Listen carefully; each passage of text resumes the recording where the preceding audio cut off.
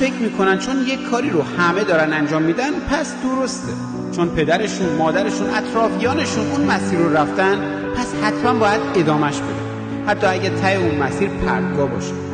اما یکی از دل جمعیت جدا میشه، میسته، نگاه میکنه، فکر میکنه و تصمیم میگیره دیگه کورکورانه ادامه نده.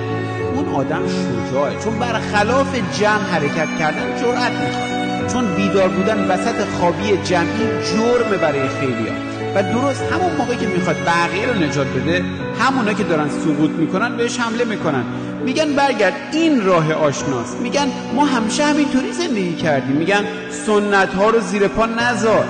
اما واقعیت اینه که اگر همیشه همون کاری رو بکنی که دیگران کردن، همون نتایجی رو میگیری که دیگران گرفتن.